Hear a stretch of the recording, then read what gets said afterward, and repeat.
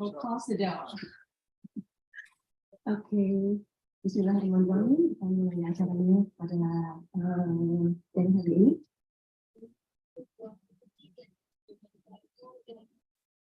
Assalamualaikum warahmatullahi wabarakatuh.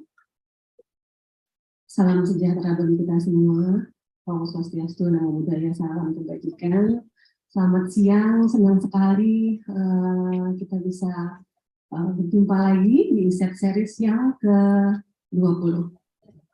Dan untuk kali ini kita mengadakannya secara hybrid. Pada hari ini kita akan membahas mengenai bagaimana teropongan, bagaimana mengenai perkembangan peluang dan tantangan perkembangan bisnis startup di 2023. Dan kita di sini nanti akan dipandu oleh moderator kita.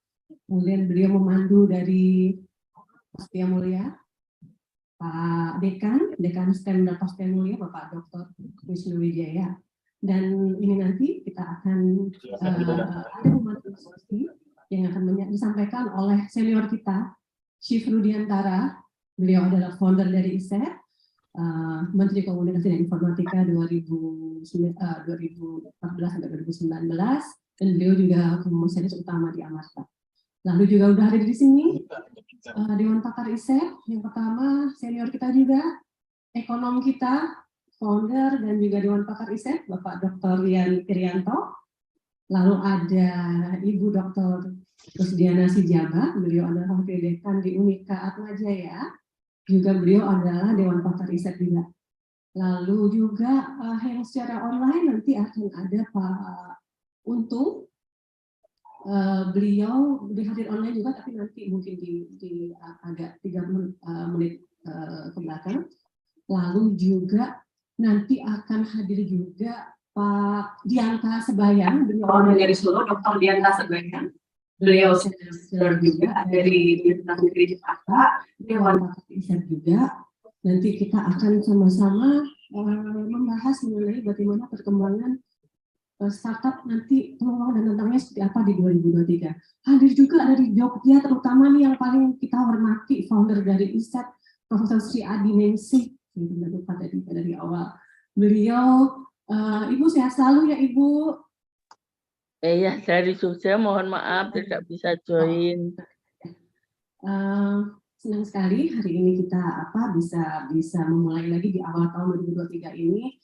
Semoga semuanya berjalan lancar. Dan saya serahkan acaranya kepada moderator kita, Bapak Wisnu. Silahkan Pak Wisnu. Baik, selamat siang Bapak Ibu semua. Selamat bertemu di ISET Series. Apakah suara saya terdengar? Terdengar. Suaranya Pak Wisnu. Kalau Udah unmute. udah kalau di Zoom kedengaran Pak Wisnu. Yang di ruangan? Halo? Sudah. Apakah terdengar?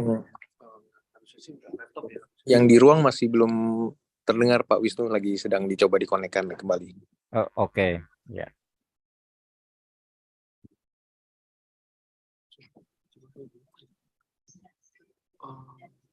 Ini nggak mau dia.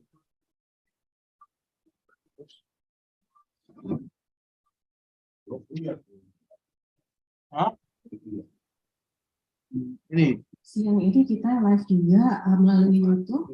Ini dari gedung Cismart Plaza di lantai 3. Di mana dashcamnya ISET juga di sini. Teman-teman yang mungkin baru bergabung, saya juga ingin menyampaikan mungkin yang pertama ya, ISET itu apa? ISET itu adalah Institute of Social Economy Digital, di mana kita bergerak dalam hal pengkajian, survei, riset, dan berbagai hal mengenai edukasi terkait social economy digital. Dan kita terbuka banget kalau misalnya kita ada kolaborasi atau kerjasama untuk sama-sama untuk berkembang bareng dan untuk membantu juga transformasi.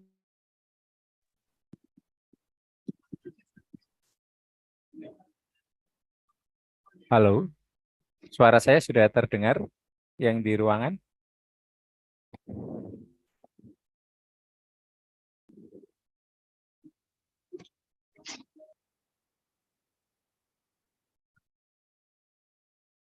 Apakah sudah terdengar?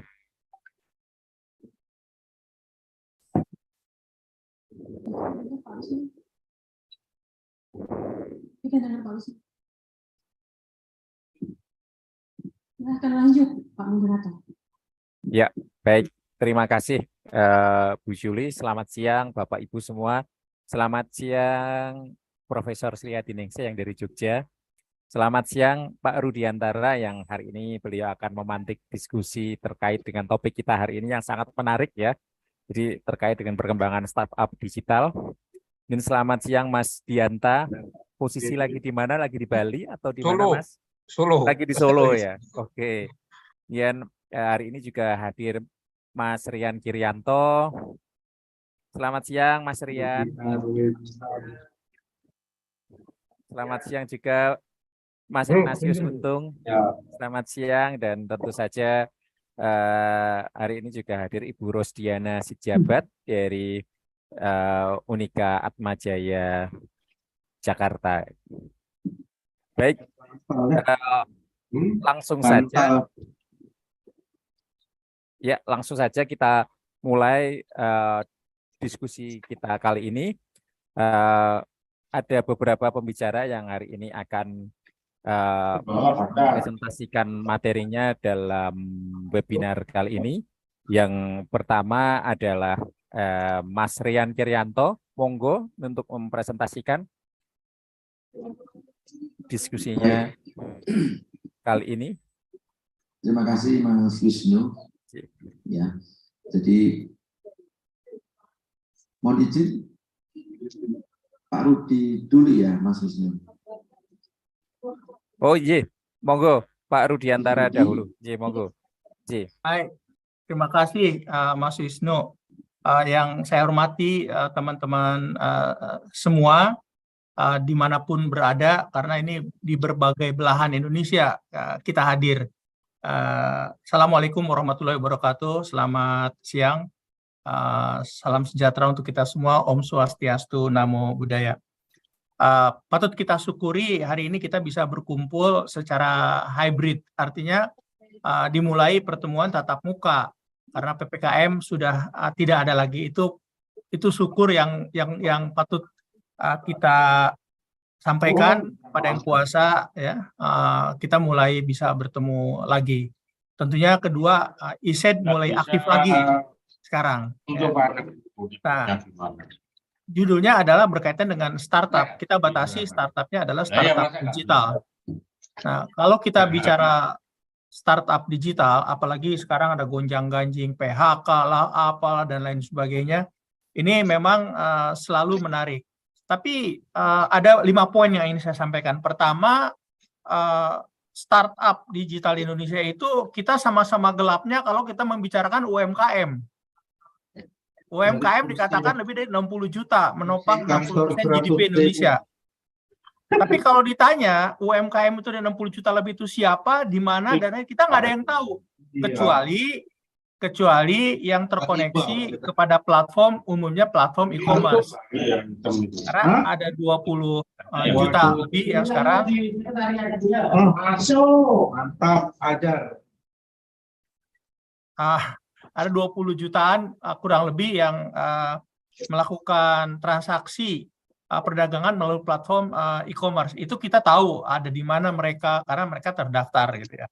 Jadi itu poin yang pertama. Kita sama-sama gelapnya kalau membicarakan startup digital sama-sama dengan UMKM. Tahu besaran-besarannya saja, tapi begitu ditanya siapa, di mana, nggak ada yang tahu persis. Ya. Saya pernah melakukan studi di kementerian lembaganya, ada 10 kementerian lembaga yang mempunyai program berkaitan UMKM, tapi satu sama lain database-nya tidak ada yang cocok satu sama satu dengan yang lainnya, karena orientasinya adalah orientasi sektoral ya.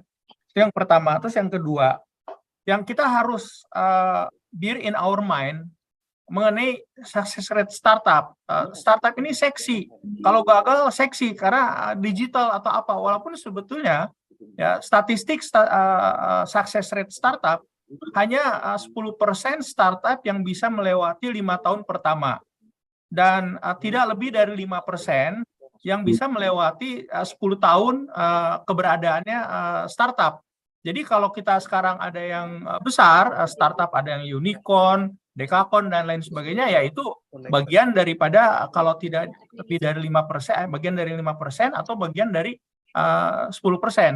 Ya, itu 5% maksimal. Saya masih ingat kira-kira 2017-2018 success rate startup 10 tahun itu cuma 3%. Nah, jadi sekarang sudah membaik karena ekosistemnya membaik. Jadi itu yang harus selalu pikiran kita, bahwa lebih banyak startup yang gagal daripada yang berhasil. Itu kurang lebih sama lah dengan UMKM kita bicaranya. Itu poin kedua. Poin ketiga, ya, kondisi global, terutama kondisi ekonomi global saat ini sangat mempengaruhi keberadaan dan keberlangsungan startup di mana-mana di dunia, utamanya di Indonesia, ya. Mengapa? Karena uang itu, aliran dana investasi sekarang beralih daripada dia invest di sesuatu yang ketidakpastiannya lebih tinggi, lebih baik yang pasti-pasti saja. Yang sudah pasti-pasti, dana itu dialihkan ke sektor perbankan. Sekarang karenanya banyak dana-dana masuk ke sektor perbankan, ya. Nah, pengaruhnya di mana di Indonesia, di startup di level apa? Kalau kita lihat dari stage funding startup itu, startup yang tentunya yang kita katakan early stage biasanya menggunakan uang sendiri, itu bootstrap ataupun pakai seed capital lah. Jadi itu nggak ada kaitannya dengan gonjang-ganjing ekonomi yang ada sekarang, dengan keringnya kurang lebih pasok investasi ke dunia startup Indonesia. Namanya juga uang sendiri, nggak ada uang investor ataupun seed capital, ya seed capital uang teman-teman lah kalaupun ada, gitu ya. Berikutnya mulai angel investor. Angel investor juga dipengaruhi. Sekarang banyak angel investor sebenarnya di Indonesia cukup banyak, ya. Beberapa founder dari dulunya unicorn ya, ataupun dekakon yang sudah IPO, mereka bahkan menjadi angel investor sekarang. Jadi mereka invest sebagai angel investor. Karena stage berikutnya biasanya pendanaan melalui venture capital. Nah, di venture capital inilah yang terjadi tanda kutip perubahan mindset akibat seretnya dana untuk investasi. Perubahan mindset, dananya masih ada tetap, tapi mindset itu berubah. Yang tadinya mereka invest di startup yang di stage yang growth, pertumbuhan, beli pasar, karena kan bakar uang lah, promosi, macam-macam, mereka fokusnya sudah ke road to profitability. Yang ditanya adalah bagaimana cash flow-nya, kapan positif, EBITDA-nya kapan positif. Ya, walaupun sekarang juga ada startup yang sebenarnya sudah dalam posisi laba. Nah, kalau sudah masuk ke venture capital, biasanya karena sudah stabil, mereka valuasinya sudah cukup tinggi, masih perlu dana, masih bisa stage berikutnya, mungkin di seri yang tinggi, seri E, seri F, dan lain sebagainya, atau mereka masuk ke mezzanine, ya, bridging loan, ya, sebelum masuk ke capital market, menjadi perusahaan publik. Biasanya rutenya adalah demikian, gitu ya. Nah, yang terdampak adalah yang tadi, yang sudah later stage. Kalau stage awal sih nggak terdampak, ya, namanya juga pakai uang sendiri atau bootstrap atau apa, ya jadi nggak bisa jalan, matiin ya sudah, tidak bisa terdeteksi. Tetapi yang bisa terdeteksi yang sekarang ramai adalah yang later stage. Kita lihat beberapa startup di Indonesia yang juga terdampak akibatnya ada PHK, walaupun juga PHK dampak daripada mereka melakukan review atas model bisnisnya dan melakukan efisiensi. Karena top line-nya tidak masuk, asumsinya ya satu-satunya ada cost management. Cost management macam-macam dikurangi. Yang paling akhir biasanya berkaitan dengan sumber daya manusia atau SDM PHK. Gonjang-ganjing ini karena digital startup, jadi seksi bagi media, selalu diberitakan. Namun kalau kita bandingkan dengan PHK yang terjadi di bisnis konvensional, itu di Indonesia tahun 2022 itu sudah 100.000 lebih. Padahal dari digital startup, ya, dari digital itu hanya 12.000, jadi jauh gitu loh. Hanya sekali lagi tidak diberitakan karena mungkin itu biasa-biasa aja, dan ini seksi itu loh, ya. Nah, itu yang terjadi situasi global ekonomi dampaknya terhadap startup di Indonesia. Kemudian perkiraannya sekarang startup apa yang akan bisa berkembang? Nah, biar bagaimanapun e-commerce di sini ada Chief Untung sebagai pernah jadi ketua IDEA ya, e-commerce association, nanti mohon dikonfirmasi. Biar bagaimanapun e-commerce menjadi tulang punggung ekonomi digital Indonesia. Tahun lalu e-commerce Indonesia itu transaksinya TPV ya, total processing value-nya itu mencapai kurang lebih 500 triliun sudah. Tahun ini diperkirakan sudah pasti melewati 600 triliun ya, bisa sampai 700 triliun. Bukan hanya platform, melalui platform yang kita tahu apakah itu Tokopedia, apakah itu Bukalapak, apakah itu Blibli ataupun platform internasional yang lain. Ada fenomena baru sekarang, social commerce ya. Social commerce saya tidak usah sebut namanya, tapi itu juga hanya merepresentasikan segmen tertentu karena orang bertransaksinya di sana harus live ya, harus live. Nah, untuk anak-anak muda yang usia belasan tahun mungkin yang di bawah 20 tahun atau apa yang lebih suka suatu dinamika, mungkin itu menarik bagi mereka. Tapi transaksinya itu tidak besar karena siapa yang berani transaksi di social commerce yang nilainya besar. Kalau kita beli yang ponsel ataupun apa, mungkin nggak ada yang berani beli di social commerce. Tapi ini fenomena yang ada terjadi di Indonesia dan pertumbuhannya cukup cepat. Bahkan aplikasi yang di-download untuk social commerce ini lebih besar daripada e-commerce yang lain ya, kecuali e-commerce yang 3 besar di Indonesia ya. Sudah lebih tinggi 2-3 bulan terakhir. Itu tetap menjadi tulang punggung. Kemudian yang kedua yang selalu saya katakan adalah logikanya di bidang pendidikan, hanya kita belum mendapatkan model bisnis yang pas. Mengapa? Kalau dari pemerintah saja kan 20% dari APBN harus dialokasikan untuk pendidikan. Walaupun tidak semuanya untuk proses pendidikan, ada juga untuk yang bangunan sekolah dan lain sebagainya. Tapi 20%. Yang ketiga yang menarik yang menurut saya pribadi itu adalah health tech. Ya. Health tech ini akan melejit ya. Dan akan ada unicorn baru di health tech tahun 2023 ya. Mengapa? Pertama, memang kalau kita lihat dari belanja pemerintah sendiri 5% APBN itu untuk kesehatan. Sekali lagi tidak semuanya untuk proses, untuk obat dan lain sebagainya. Karena kan kalau kita bicara digital startup, kebanyakan adalah cara baru, bukan obatnya, bukan obat suntiknya dan lain sebagainya gitu. Dan ini akan berkembang. Apalagi kita tahu sekarang akan dibahas mengenai omnibus law kesehatan tanda kutip ya, dan ini akan merombak semuanya tatanan regulatory framework mengenai kesehatan di Indonesia.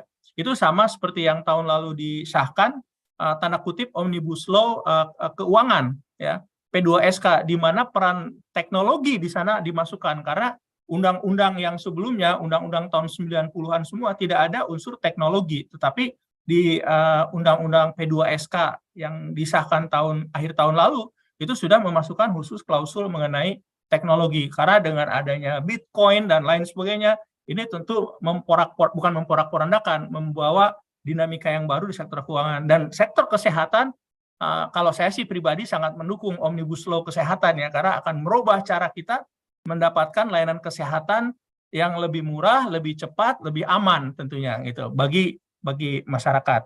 Itu sektor kesehatan. Ada fenomena yang baru lagi yang kami peroleh pada saat mengadakan Nexicon, Next Innovation Unicorn di tahun 2022 lalu, bulan Agustus, fenomena investor internasional, walaupun uangnya sudah mulai kering, tapi yang mereka cari itu dari dana yang dikelolanya itu adalah kepada Web3.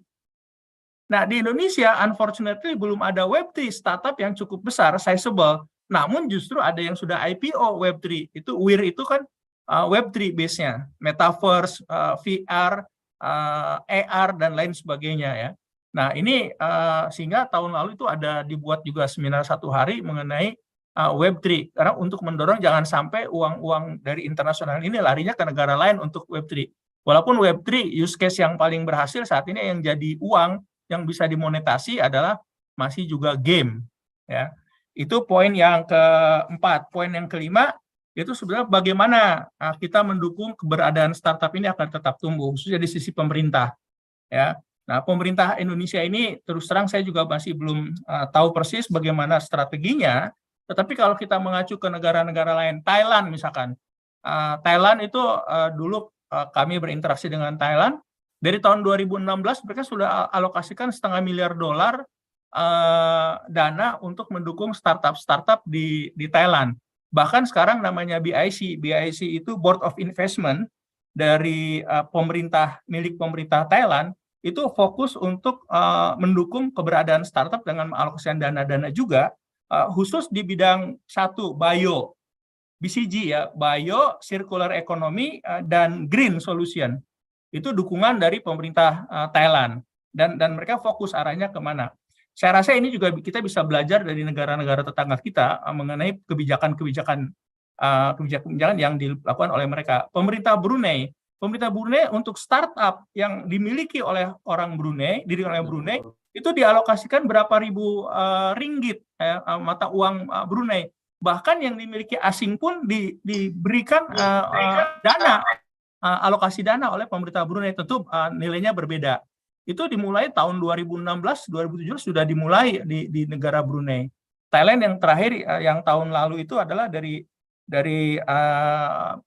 BOI, Board of Investment namanya, itu dimiliki oleh seperti barangkali di Indonesia namanya seperti BRIN yang sekarang ya, yaitu entitasnya BRIN itu, entitas seperti BRIN itu yang mengelola dana untuk mendukung inovasi dan khususnya teknologi startup di Thailand. Mudah-mudahan pemerintah Indonesia juga bisa lebih proaktif untuk mendukung keberadaan startup ini. Memang tahun 2022 dari sisi investasi ke startup sedikit berkurang dibanding tahun sebelumnya, namun diperkirakan tahun 2023 ini juga tidak akan kurang dari tahun 2022 karena fenomena yang tadi yang saya katakan, Web3 sudah mulai diincar oleh bukan hanya venture capital, tapi LP ya. Limited partnernya juga sudah meminta di Indonesia Web3 seperti apa. Dan kita tidak boleh kecil hati dibanding Thailand, Brunei, mereka memang menyediakan uang, tetapi kita mempunyai pasar. Kita representasi 40% setidaknya dari pasar, dari ekonomi yang ada di ASEAN. Itulah sebenarnya kekuatan kita. Jadi kolaborasi menurut saya, kolaborasi antara pemerintah, para pihak, ya, dan di Indonesia inkubator, akselerator yang dari luar negeri, yang dari Silicon Valley juga masih belum keluar dari Indonesia karena mereka masih punya keyakinan bertumbuhnya dunia startup di Indonesia. Barangkali itu yang ingin saya sampaikan mengenai situasi terakhir yang berkaitan dengan startup, tech startup, digital startup. Sekali lagi, startup ini hanya cara, ya, bukan produknya. Karena bagi kita juga nanti kita harus fokus apa. Platform satu hal, tetapi apa yang dijual di atas platform. Ini sedikit yang ini mengutip hasil dari, kita tahu ada Harbolnas kan, Hari Belanja Online Nasional. Tahun 2022 yang lalu itu cukup besar. Itu Harbolnas itu ada 20 triliun lebih. Dan setengahnya adalah produk Indonesia yang dibeli oleh masyarakat Indonesia. Nah, ini menurut saya cukup baik karena nilainya makin lama makin meningkat. Pertumbuhannya kurang lebih 18% dari tahun sebelumnya Harbolnas ya. Tapi sekali lagi produknya produk Indonesia. Nah, ini yang harus kita perhatikan bagaimana kita mendorong Harbolnas itu nilainya tambah tinggi, tetapi produk nasionalnya juga yang diperdagangkan juga persentasenya dan nilai moneternya lebih tinggi lagi. Teman-teman semua, mungkin itu sebagai pemantik diskusi dari saya. Dan saya mohon izin, KS tidak bisa ikut sampai akhir karena harus segera ke airport. Ya, dan di jalan paling-paling nanti kalau ikut pakai ponsel gitu. Jadi tidak bisa sebagus seperti sekarang lah. Terima kasih pada semuanya. Wassalamualaikum warahmatullahi wabarakatuh. Om Santi Santi Santi Om. Waalaikumsalam warahmatullahi wabarakatuh. Chief Rudiantara, terima kasih banyak atas presentasinya, pemantik diskusi yang sangat lengkap, mulai dari ternyata ekosistem startup di Indonesia ini sudah sangat baik ya, saat ini sudah membaik, di mana sekarang success rate dari startup sudah mencapai 10% untuk startup yang berusia kurang lebih 10 tahun, jadi mereka bisa melewati 10 tahun pertama. Kemudian 5% Mas, 5%. 5% ya. Ya, 10 tahun 5%. ya, terima kasih Chief Rudiantara atas koreksinya. Kemudian kondisi ekonomi global yang mempengaruhi startup di Indonesia ini cukup memiliki dampak, tetapi sebenarnya karena berita yang begitu keras keluar terus-menerus, sebenarnya dampaknya ini belum begitu besar. Jadi harapan terhadap perkembangan startup di Indonesia ini tetap ada dan semakin baik. Kemudian investor sekarang sudah mulai menanyakan tentang mengarah kepada Web3, teknologi baru, web generasi ketiga yang berkaitan erat dengan metaverse, dan ini bisa menjadi sebuah peluang bagi pengembangan startup di Indonesia. Untuk ini juga diperlukan kolaborasi antara berbagai pemangku kepentingan, baik pemerintah, akademik, maupun industri, agar startup di Indonesia ini bisa berkembang lebih cepat lagi dan lebih baik lagi ekosistemnya. Baik, terima kasih Chief Rudiantara. Hati-hati di jalan. Semoga lancar semuanya. Pak Wisnu, sebelum lanjut ke kalian, Ya. izinkan menyapa sebentar Monggo, Bu juga Juli. di sini. Ada dari One Team Press. Ke-mute, Bu Juli. Mohon maaf, ke-mute. Ya, sudah. Monggo.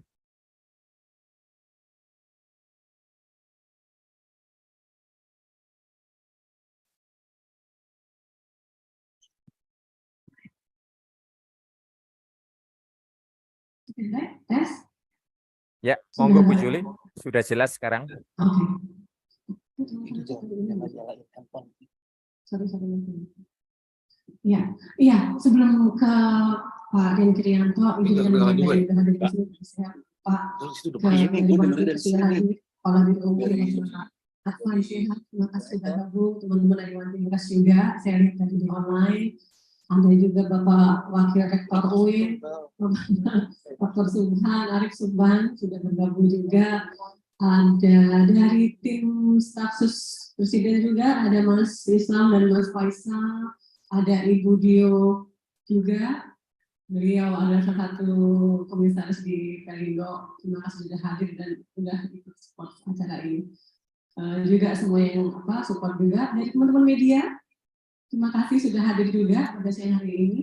Lalu juga untuk Mbak Dika dan teman-teman. Oke, terima kasih mau menyampaikan sudah hadir. Terima kasih Pak. Silakan lanjut.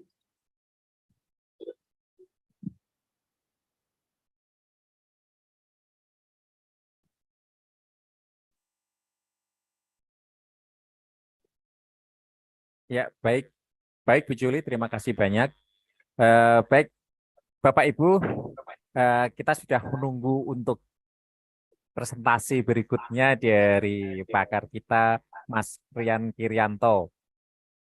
Monggo, Mas Rian. Baik, terima kasih Mas Wisnu.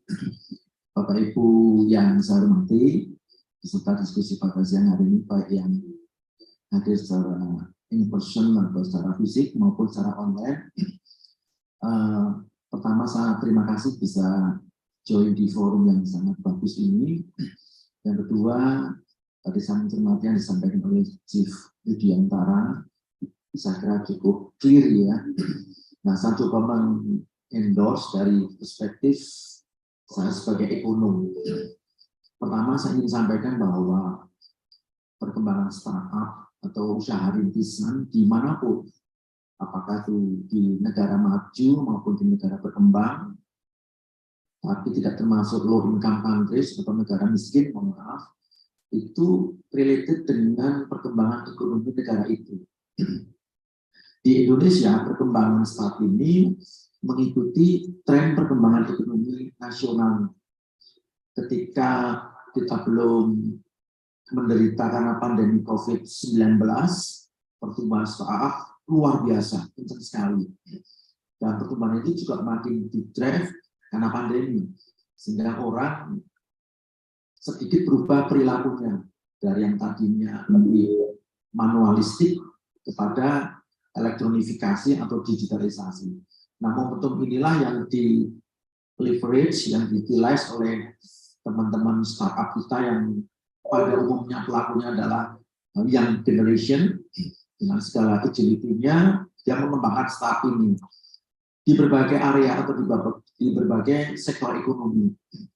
Nah, tetapi kalau kita lihat belakangan ini, sinar terang daripada bisnis startup itu agak sedikit gloomy atau meredup. Ya, salah satu alasannya karena memang environmental ekonomi dunia saat ini sedang tidak sehat. Ya, sedang tidak sehat. Beberapa negara maju kita tahu technicality hari ini sudah masuk resesi. Apakah itu Amerika Serikat, Inggris, Jerman, dan lebih-lebih Rusia. Semuanya sudah kontraksi ekonominya. Nah, tentu ini juga mempengaruhi view daripada foreign investor yang tadinya berkehendak untuk chip in investasi di startup kita, mungkin mereka lalu sementara waktu berhenti dulu. Nah, ini tentu mengganggu aliran arus kas barangkali di sebagian startup kita. Jadi kalau tadi Chief Rudy mengatakan beberapa sudah mulai melakukan konsolidasi, ya, bahasa lain dari rasionalisasi employee, itu wajar. Dan menurut saya hal yang seperti ini tidak perlu dilebih-lebihkan. Itu biasa. Pertarungan dalam dunia bisnis itu ya seperti itu. Pelaku bisnis entity yang memang bisa menyesuaikan dengan perubahan dinamika lingkungan, dia memiliki opportunity untuk survive atau bertahan. Jadi kalau Chief Rudy tadi sampaikan hanya sekitar 5-10% pelaku startup itu yang bisa bertahan dan bertumbuh, itu wajar. Di bidang ekonomi apapun kondisinya seperti itu. Apalagi kita berada dalam era ekonomi terbuka. Jadi everybody bisa masuk ke industri yang sama.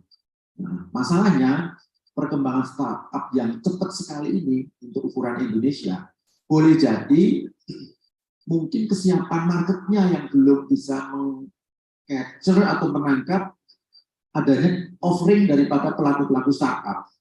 Kadang-kadang, mohon maaf, teman-teman yang sangat IT-minded, itu bergeraknya itu inside out. Ya, artinya maunya dari perspektif dia. Sementara market yang ingin dia bidik, dengan segala konsumennya, dengan segala heterogenitasnya, mungkin belum siap 100% untuk menangkap offering itu. Nah, ini terjadilah yang namanya mislink atau mismatch. Dari sisi providernya udah siap banget, ya siap sekali, tapi sebagian masyarakat konsumen belum siap. Karena apa? Karena sebagian perilakunya masih, maaf kata, old fashion. Nah, ini barangkali yang harus review oleh teman-teman pelaku startup sehingga kedepannya bisa lebih match ya dengan demand yang ada di pasar. Dan sebetulnya para perintis usaha ini memiliki opportunity yang besar karena kita memiliki topangan ekonomi yang luar biasa yang kita sebut sebagai konsumsi rumah tangga. Data BPS secara average tahunan itu kontribusi konsumsi rumah tangga terhadap total GDP Indonesia itu rata-rata 56%.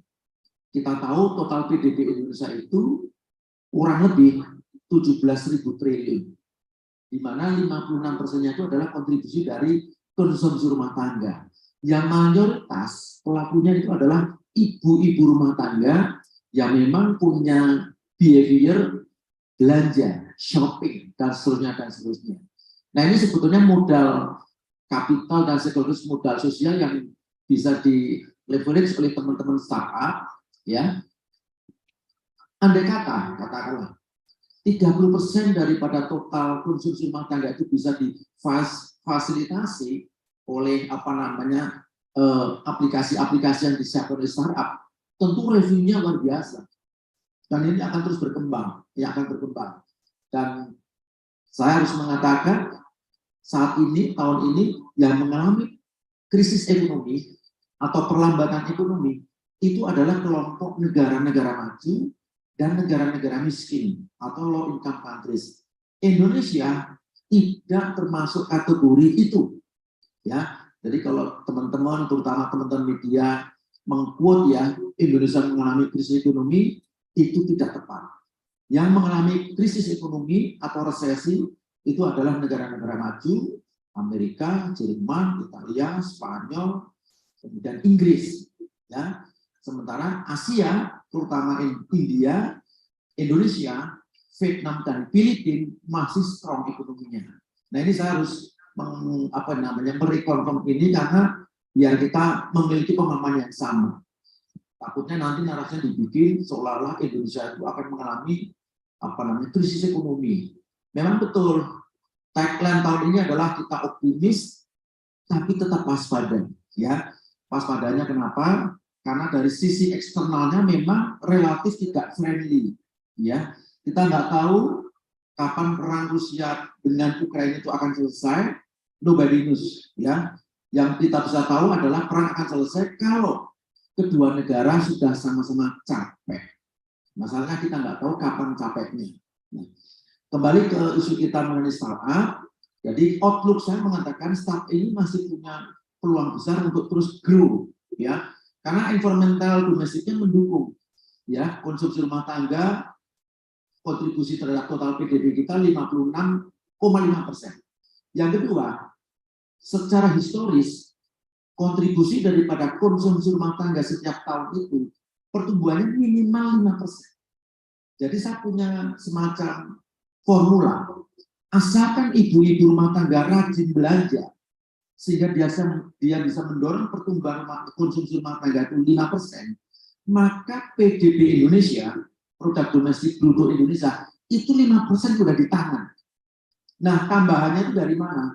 Dari ekspor impor, dari pembentukan modal tetap bruto atau investasi langsung, tambah lagi nanti dari kegiatan lembaga non pemerintah, ya, terkait dengan rumah tangga. Misalnya apa?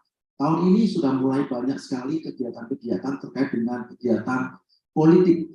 Ya, nanti ada kampanye, ada kumpul-kumpul, ada rapat koordinasi dan sebagainya. Itu adalah opportunity.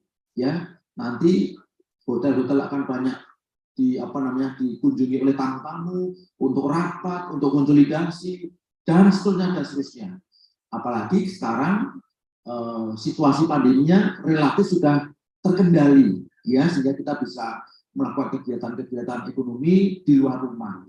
Bahkan ada kecenderungan mungkin, ya, model hybrid working itu mungkin tidak happening karena orang tetap sosio-kultural orang Indonesia itu kalau nggak ketemu teman nggak nyaman. Mungkin sebagian kecil masih happy, enjoy kerja di rumah atau mungkin di Starbucks atau di kafe-kafe. Tapi mayoritas tetap pingin ketemu teman dan kerjanya di kantor. Kita bisa cek ini Bapak Ibu sekalian, teman sekalian, dari apa? Rasio orang bekerja di kantor. Rata-rata sudah kembali ke angka 100%. Indikasinya dari mana? Lihat Jalan Sudirman Tamrin. Nggak pagi, nggak siang, nggak malam, nggak sore. Semuanya penuh. Nyari parkir susah. Nah, itu indikasi bahwa memang ekonomi kita sedang dalam fase menanjak atau mendaki. Ya, berbeda dengan negara maju tadi yang justru sekarang sedang mengalami perlambatan.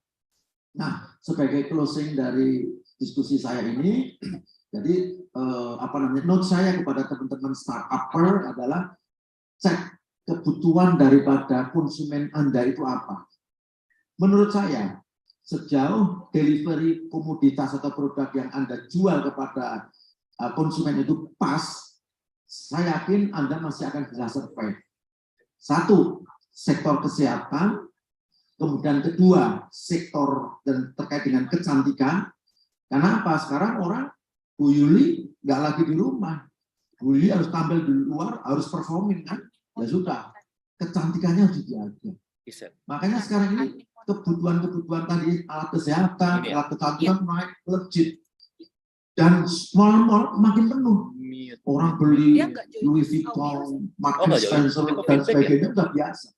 Karena apa? 2 tahun yang lalu uang mereka itu di dompet, di rekening.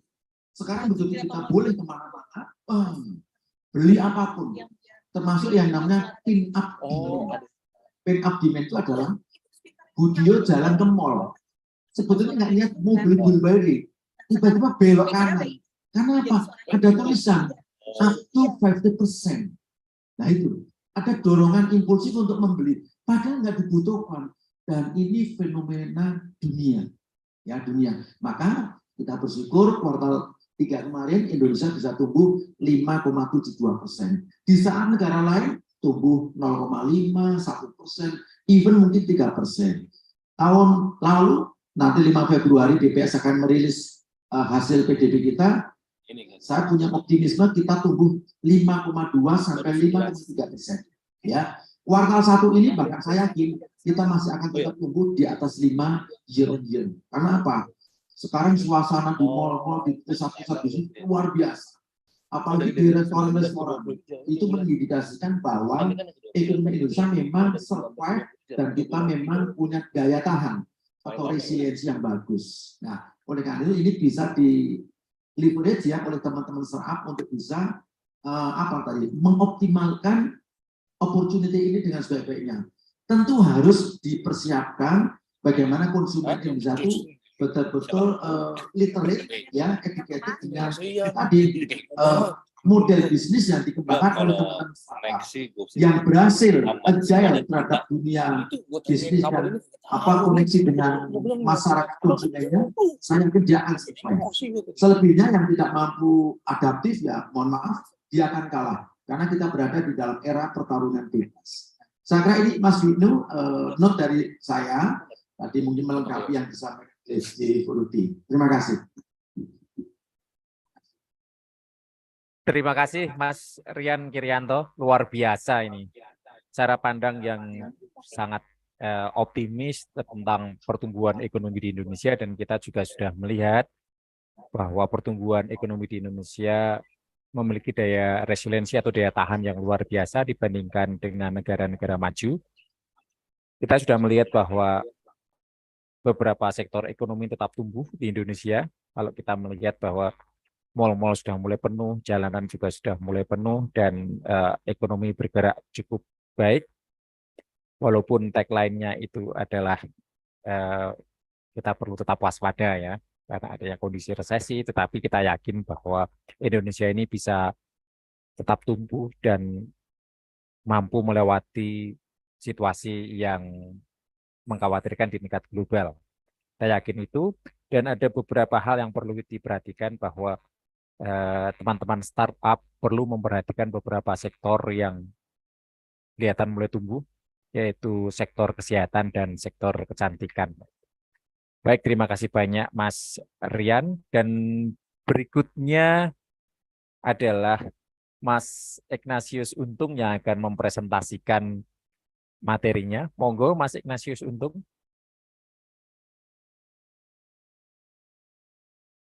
Halo, selamat siang.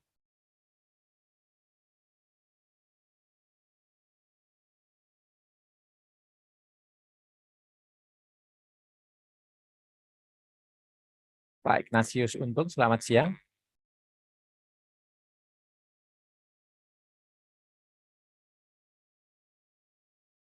Sepertinya putus ya Pak Ignatius Untung. Halo, selamat siang Pak Ignatius Untung. Oke, mungkin karena belum sambung lagi dengan Pak Ignatius Untung. Kita ke session berikutnya dari Pak Dianta Sebayang. Pak Dianta Sebayang ini adalah Koordinator Pusat Inovasi dan Inkubator Bisnis di Universitas Negeri Jakarta dan juga anggota Dewan Pakar Riset. Monggo Mas Dianta. Terima kasih. Selamat siang Bapak dan Ibu semuanya. Terutama Bu Yuli ini yang selalu semangat ini nih, semangatnya semangat milenial sini Bu Yuli itu untuk terus bikin kegiatan dan sebagainya, itu isu apa yang kekinian itu. Dan memang masalah startup selalu seksi memang itu. Jadi coba saya kasih paparan juga itu, tapi ya sulitnya. Terima kasih dari Pak Ruyantara sama Pak Rian, memang beda itu levelnya. Itu levelnya seharusnya kesimpulan aja lah. Karena yang dibahas sudah kesimpulannya, jadi kita yang paparin dengan datanya. Ini yang sulitnya kalau udah terlalu expert yang di awal-awal itu. Itu, saya Mas Wisnu itu dan juga Bu Rosdiana.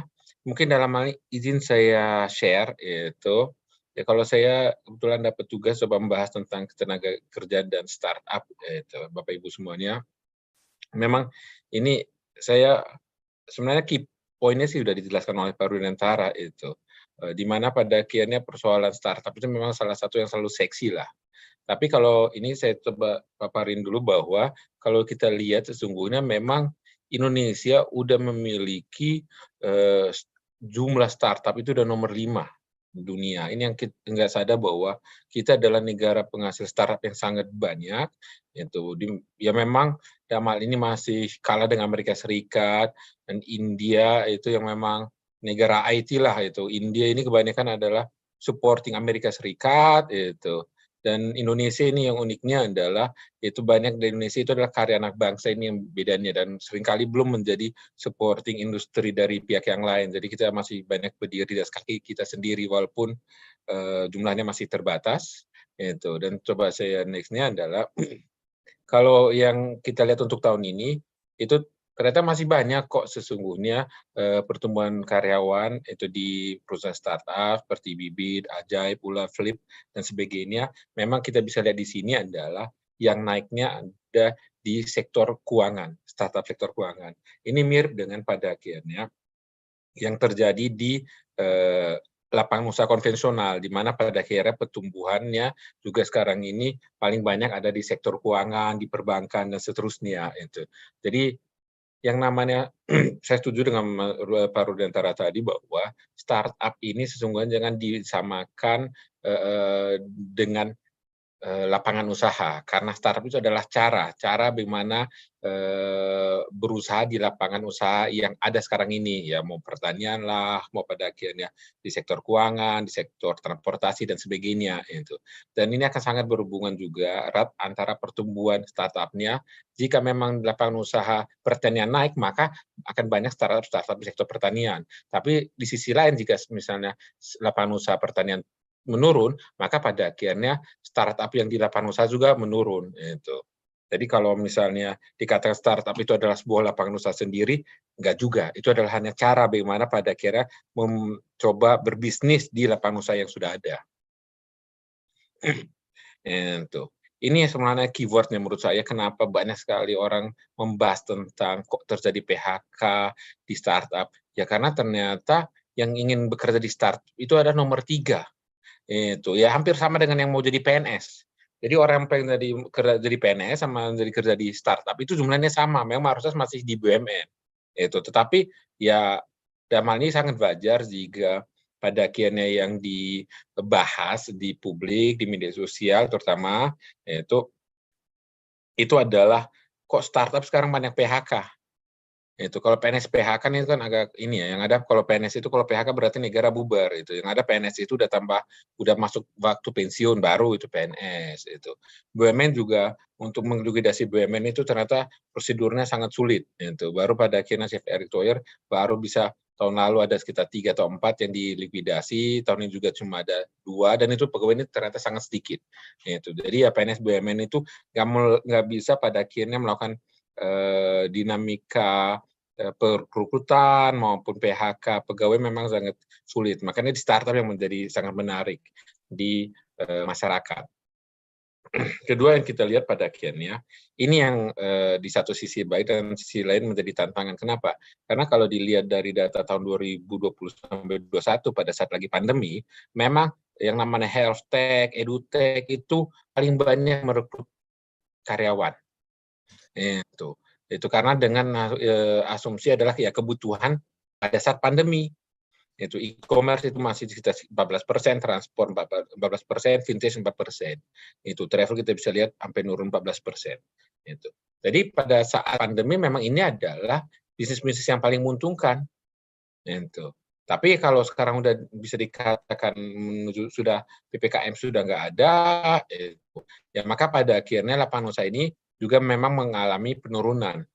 Di mana kita bisa lihat bahwa di employee pada akhirnya yang jumlah terbaru ya, yang paling banyak itu ya Ruang Guru, Tokopedia, Si Cepet, itu, dan seterusnya.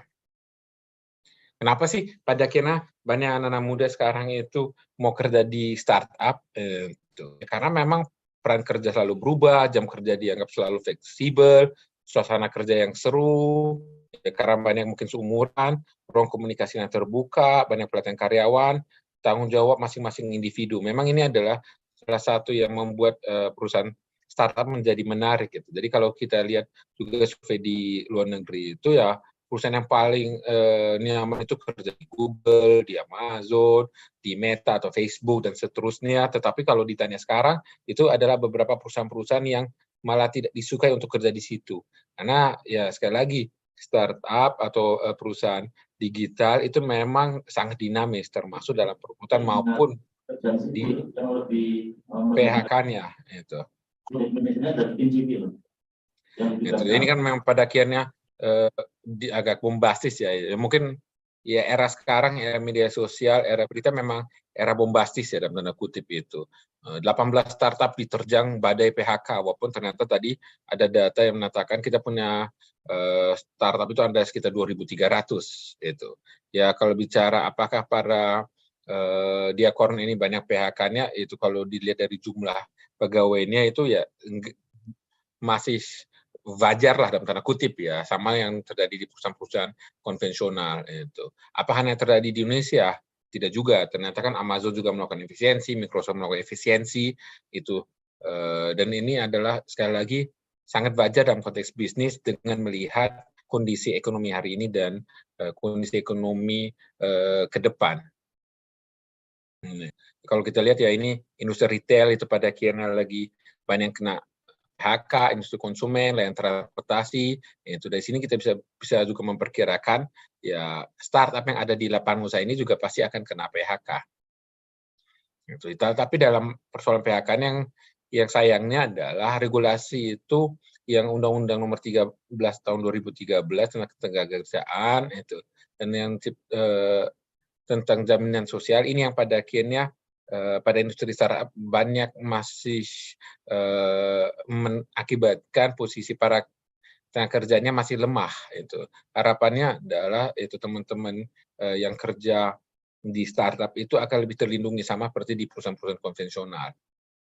Ini sebagai contoh startup di Indonesia berada di bidang kerja itu memang yang sangat umum, content creator, e-commerce, vintage itu yang paling besar dan general yang sangat umum lah itu.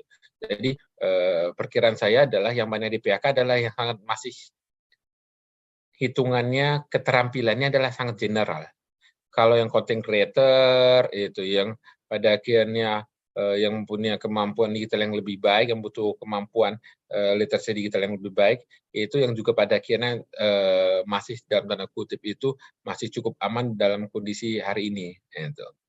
Dan kalau dilihat ya jumlah karyawan kena PHK memang ini adalah di November itu dan yang sudah mulai agak meningkat cukup banyak karena biasa November atau Desember ya karena persiapan buat 2023 karena sudah sejak kurang lebih pertengahan tahun lalu itu udah banyak menyatakan bahwa akan beberapa guncangan-guncangan ekonomi ternyata di terutama kita lihat yang perang Ukraina Rusia itu dimulai di bulan April atau Maret ya itu disitulah mulai itu.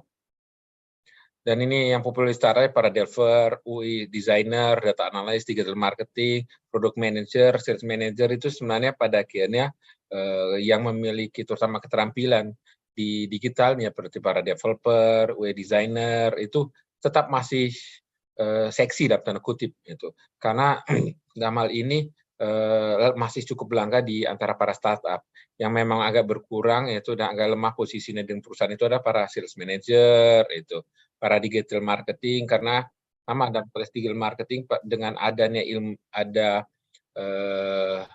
teknologi baru adalah AI, artificial intelligence, sudah banyak pada akhirnya itu melakukan komputerisasi untuk persoalan marketingnya termasuk salesnya.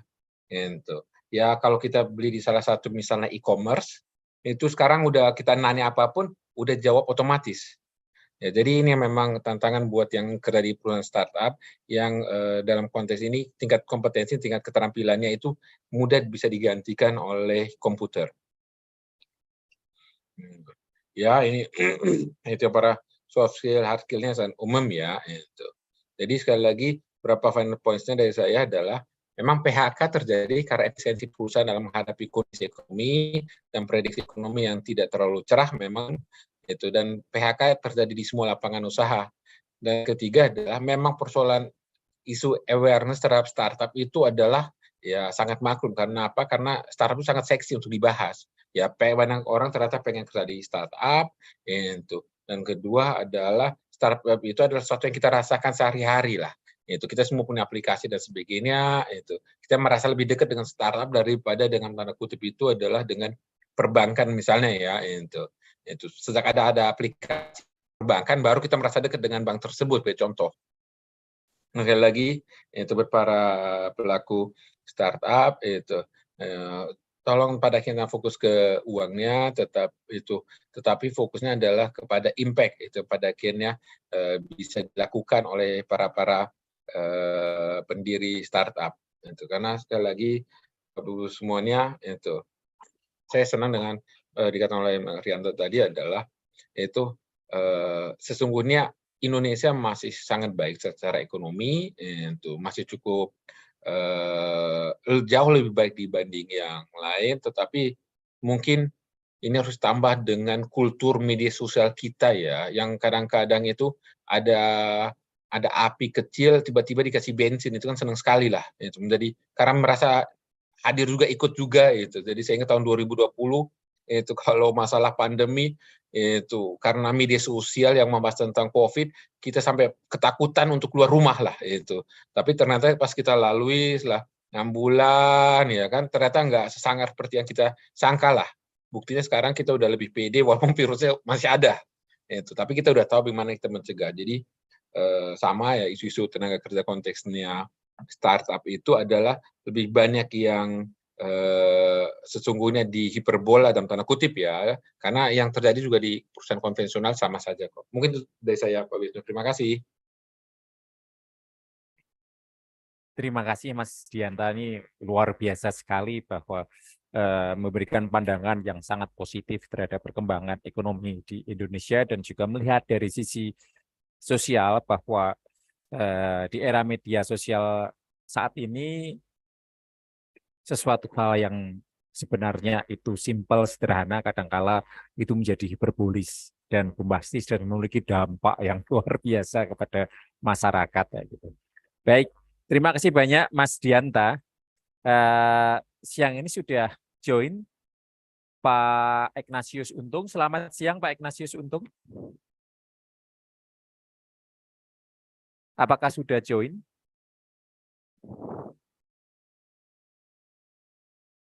Pak Ignatius Untung, apakah sudah join? Selamat siang. Untung sudah confirm, nanti 2.15 akan bergabung. Ntar lagi kayaknya. Oke, berarti masih, ini sudah jam 2:20, mungkin masih berusaha untuk join. Baik, berikutnya adalah narasumber kita yang kita tunggu-tunggu adalah Ibu Rosdiana Sijabat, PhD. Beliau adalah Associate Dean di Universitas Atmajaya Jakarta dan juga Dewan Pakar di ISEP.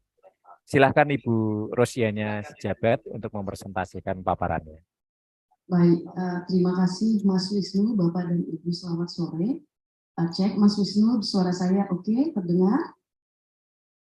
Oke ya, baik. Terima kasih kesempatannya. Lalu ini memang benar ya, diskusi yang menarik. ISEP memang selalu berupaya mencari informasi yang relevan, terutama di bidang digital dan bagaimana pemahaman edukasi bisa kita lakukan melalui talkshow semacam ini. Nah, Mas Wisnu, saya mendapatkan bagian untuk membahas sisi peran UMKM kita, lalu mungkin kita kaitkan dengan ekonomi digital kita. Sama seperti Pak Rian, saya akan memaparkan saja gitu secara langsung. Memang begini ya Bapak dan Ibu, kalau kita lihat kaitan antara ekonomi digital, lalu kita lihat begitu pentingnya peran UMKM di negara kita ini, maka sudah pasti antara UMKM dan bagaimana bisa memanfaatkan potensi ekonomi digital itu menjadi perhatian kita semua seharusnya, gitu ya. Misalkan kalau kita lihat saat ini sebenarnya potensinya sangat besar. Secara kontribusi ekonomi digital kita itu kurang lebih memberikan peran sekitar 4% masih kepada PDB kita. Negara-negara lain setidaknya, negara peer countries kita, tetangga kita itu sudah tinggi, sudah seperti Malaysia 19% dan lain-lain. Kalau kita lihat karakteristik pasar tadi yang disampaikan Chief Rudy, Pak Rian, ini kita potensinya cukup besar.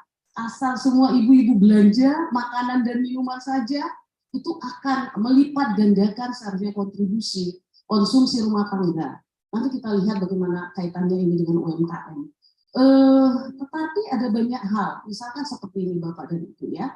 Jadi kalau kita lihat sekarang, dari total unit usaha kita itu, sebenarnya hampir sebagian besar itu UMKM. Tanpa UMKM negara kita ini tidak ada apa-apanya. Kira-kira begitulah secara ekonomi sederhananya. Karena apa? Di atas 90% unit usaha kita itu adalah usaha menengah kecil.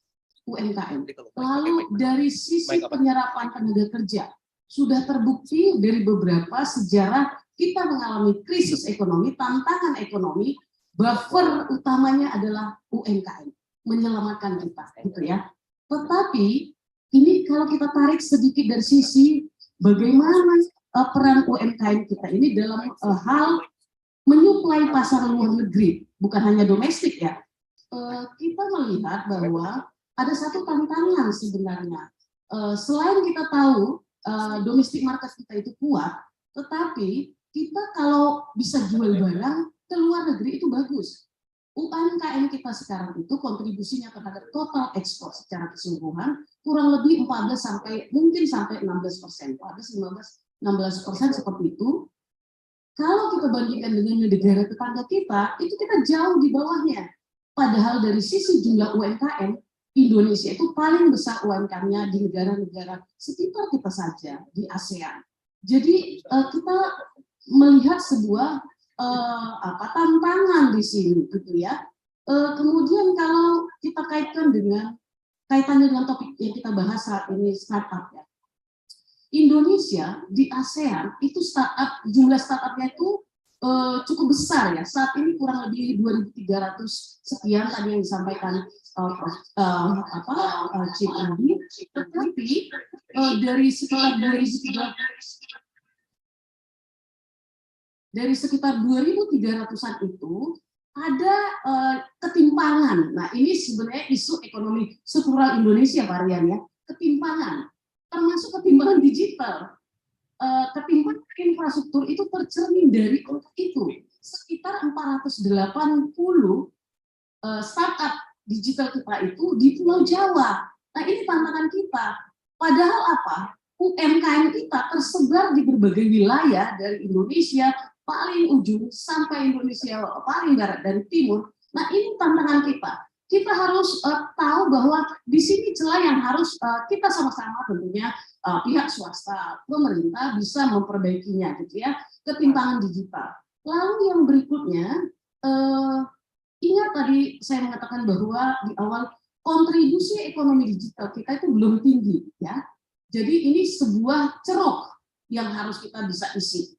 Nah, hal lain adalah kita juga harus berbuka mata bahwa secara digital daya saing kita juga masih lemah. Kita itu kalau melihat report evaluasi terhadap digital competitiveness-nya Indonesia itu terendah ketiga di Asia. Mongolia, Filipina, terus Indonesia. Padahal kita itu punya potensi yang cukup baik. Tadi yang disampaikan Pak Dianta, Chief Rudy, wah ini tampaknya memang hal-hal yang negatif ini di blow up. Tetapi memang demikian, itu tidak kalau kita kalkulasikan dalam persentase itu isu, tetapi bukan itu mungkin isu utamanya. Temporary isu terkait dengan kondisi perekonomian secara global dan lain-lain membuat isu itu menjadi menarik untuk kita angkat. Tetapi lebih dari situ, hal lain menunjukkan bahwa walaupun digital competitiveness-nya Indonesia itu ya kurang bagus lah. Kita mendengar peringkat ketiga di negara Asia, hanya kita dekat ke Mongolia, Filipina, itu sesuatu yang tidak baik. Tetapi beberapa upaya-upaya yang sudah dilakukan, misalkan sudah berhasil sedikitnya memperbaiki ketimpangan digital antar provinsi. Nah, harapan kita ini menjadi peluang gitu ya, di tengah berbagai tantangan-tantangan lain tentunya. Kemudian mengenai UMKM ya, UMKM kita ini yang perannya cukup besar, ada hal yang perlu kita naikkan value added-nya. Kita perlu meleverage. Saat ini UMKM kita yang sudah masuk ke ekosistem digital itu kurang lebih 33%. Jadi dari sekitar 65 jutaan seperti itu 33%-nya saja. 33% yang sudah go digital. Nah, permasalahannya kita kalau masuk ke struktur bisnis pelaku UMKM kita, ada hal yang seharusnya kita perbaiki, leveraging-nya. Apa itu?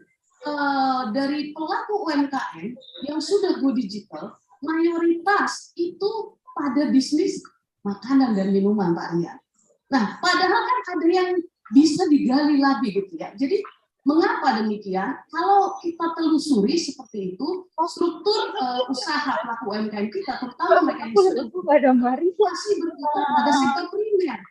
Nah, apakah salah pada sektor primer? Tidak salah.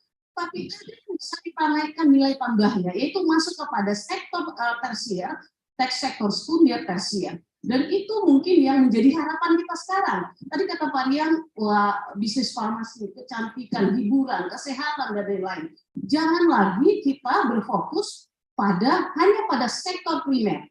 Yang mana kondisinya saat ini kurang lebih 38% pelaku UMKM kita yang sudah on board ke sistem ekonomi digital, itu masih berputar-putar pada sektor makanan dan minuman. Sekali lagi saya mengatakan ini tidak salah.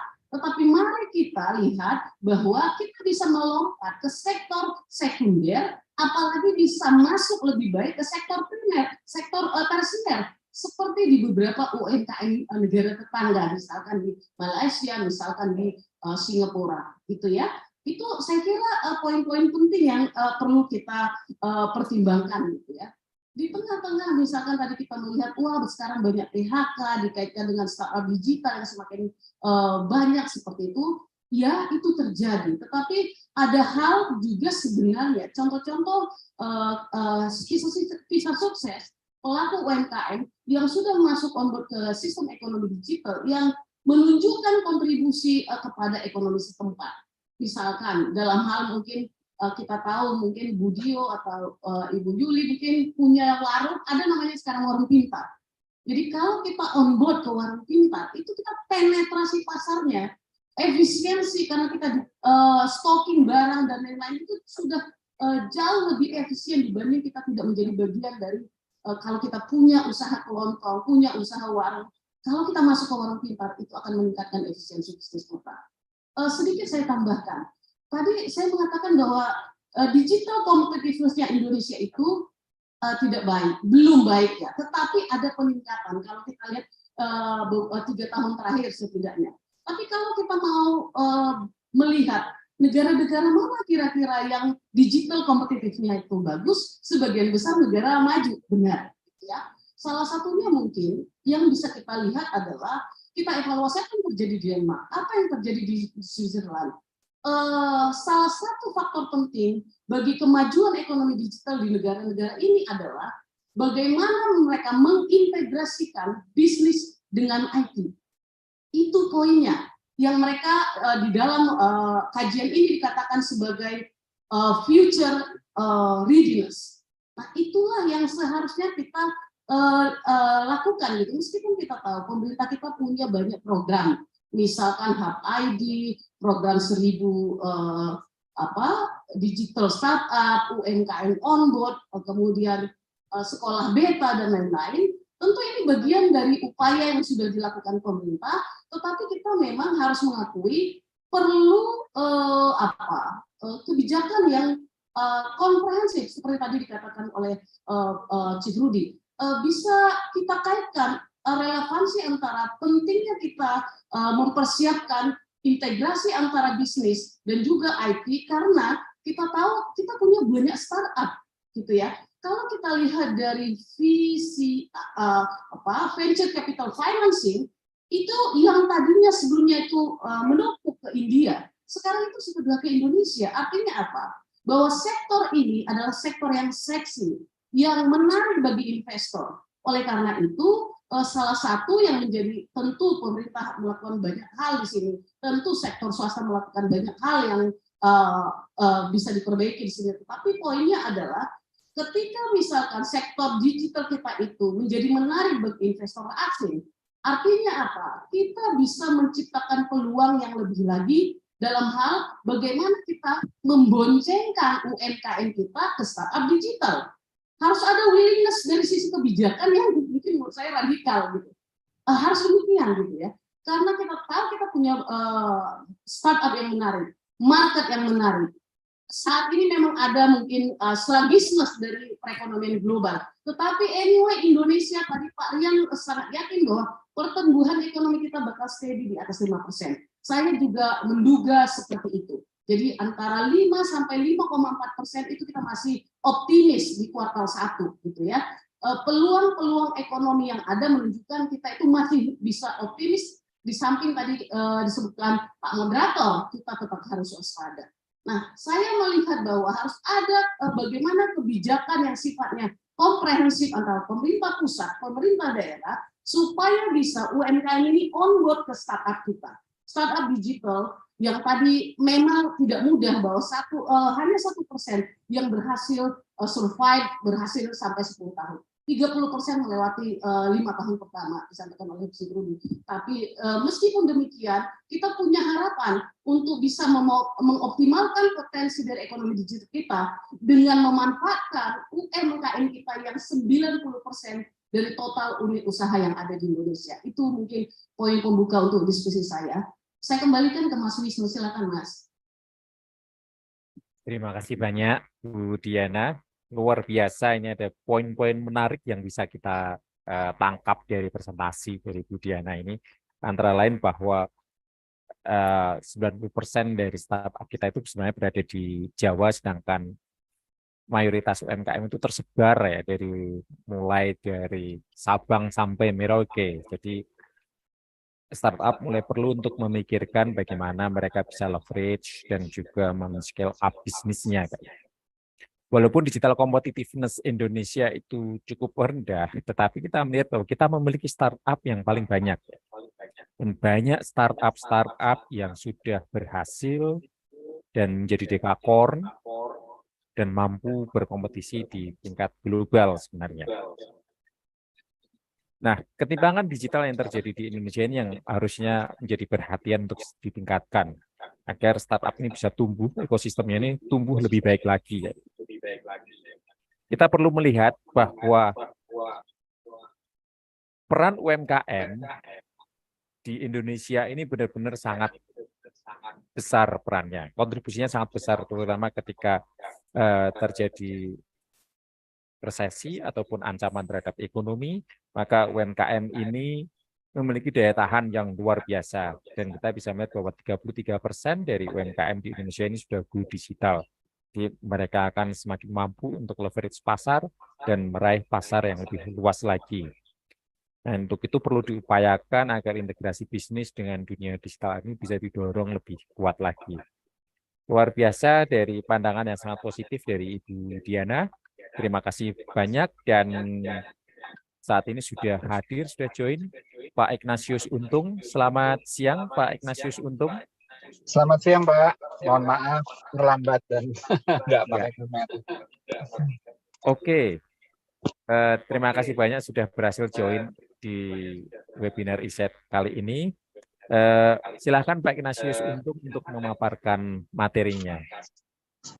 Oke, ini saya mungkin cerita aja ya, jadi saya nggak punya slide, tapi saya cerita tentang sesuai dengan temanya kan, masa depan startup itu seperti apa sih. Jadi sebenarnya ya saya 2018 sampai 2020 saya menjabat sebagai Ketua Umum Asosiasi E-commerce Indonesia. dari 2014 sampai sekarang masih bekerja di startup, perusahaan startup. Jadi ini udah perusahaan startup ke-7 saya.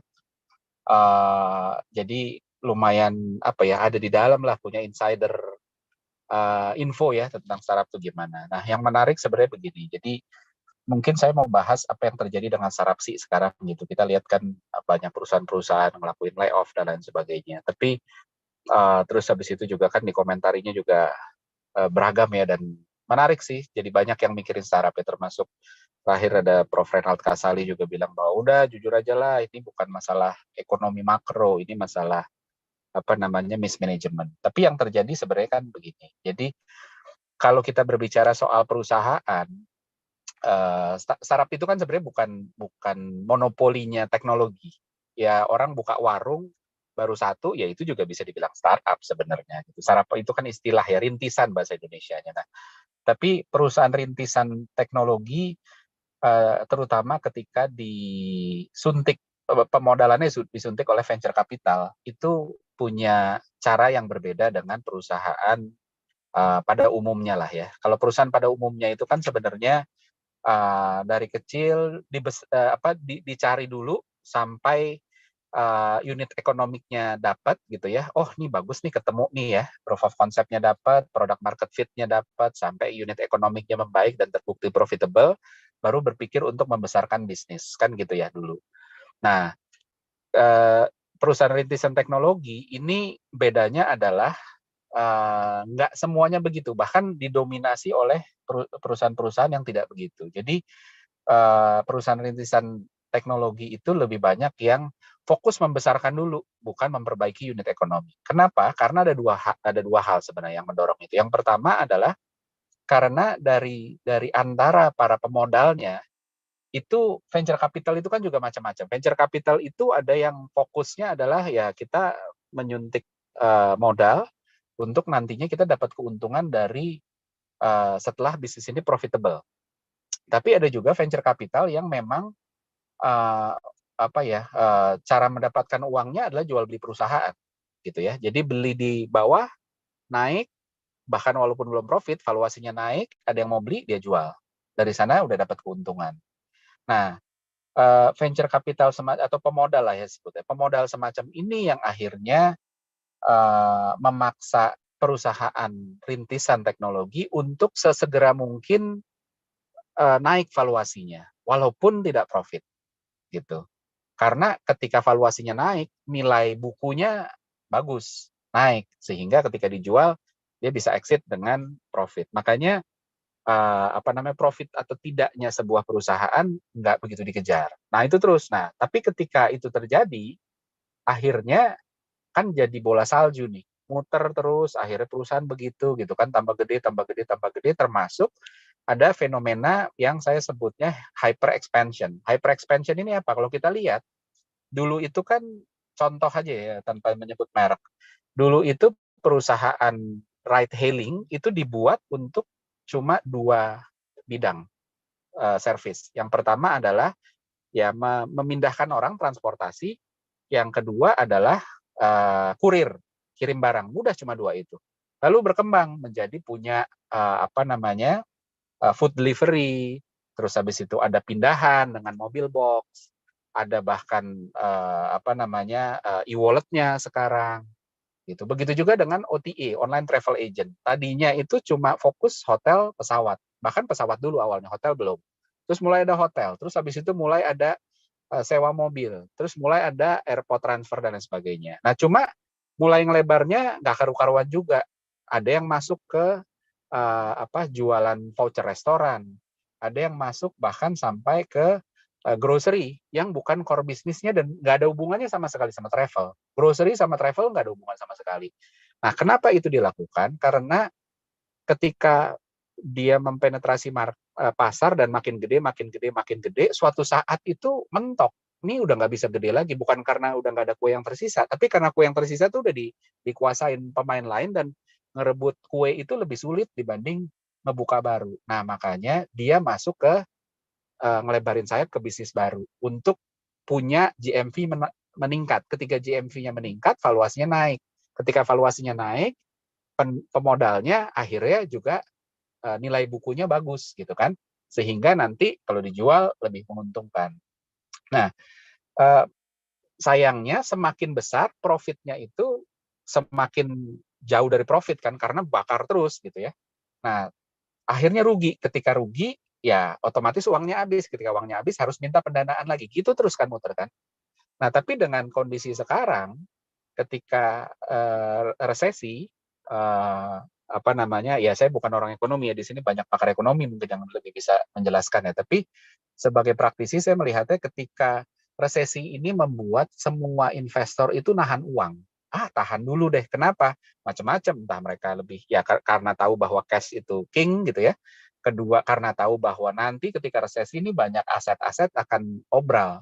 Jadi nanti aja kita tunggu sampai aset-asetnya obral, termasuk ada banyak perusahaan startup yang berhasil funding tapi dengan obral, dengan diskon dalam sekali. Tadinya misalnya suntik 100 miliar dapat 10%, sekarang malah nyuntiknya nggak nyampe segitu, nyuntiknya misalnya cuma 10 miliar, dapatnya sama 10%.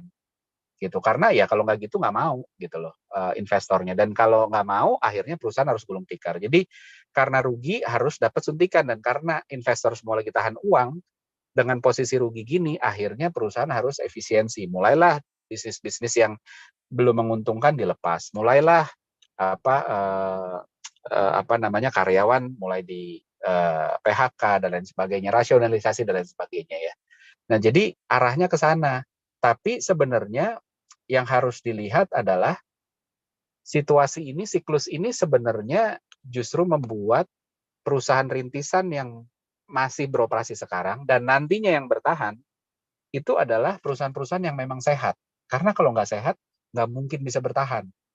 Jadi ini lagi kiamat lah, dalam tanda kutip, kiamat kecil untuk yang jahat-jahat, bukan jahat lah ya, tapi apa yang tidak sehat, udah deh, minggir deh, ini ngerusak pasar, banting harga, bikin promo gede-gedean gitu ya, merusak pasar. Ketika kita kasih, saya pernah lempar ini dulu waktu zaman saya masih menjabat di asosiasi. Saya bilang ini masalah promo harus diatur. Kenapa? Kita nggak bisa lihat bahwa promo itu menguntungkan negara lah ya dalam jangka panjang. Bahwa promo ini membuat adopsinya naik cepat, iya. Tapi yang harus dikhawatirkan, yang harus diwaspadai adalah promo ini menarik ekspektasi market turun, sehingga konsumennya lebih fokus kepada harga ketimbang kualitas. Akhirnya drive atau ambisi perusahaan-perusahaan untuk menciptakan barang-barang atau servis yang berkualitas baik itu semakin sulit gitu, karena nggak bisa, harganya cuma segini, gimana caranya kita mau bikin yang bagus gitu loh. Nah, yang menarik adalah kalau promo ini dijalanin terus habis itu dengan ngasih promo itu perusahaan survive, nggak apa-apa. Yang jadi masalah adalah ketika ini, saya dulu ingat banget saya ngomong ini. Jadi saya bilang gini loh, saya ambil contoh ride hailing ya waktu itu. Saya bilang gini, kalau ada perusahaan compete sama Bluebird, waktu itu yang saya jadiin contoh Bluebird, compete sama Bluebird dengan ngasih diskon, terus abis itu Bluebird-nya susah, tapi perusahaan ini dengan ngasih diskon dia bertahan dengan profit, itu nggak apa-apa.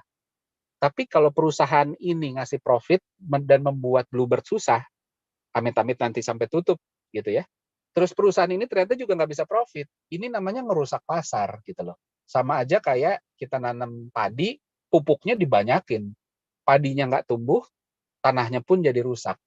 Nah, itu yang kita harus khawatirin. Jadi kalau saya melihat sebenarnya ini apa ya?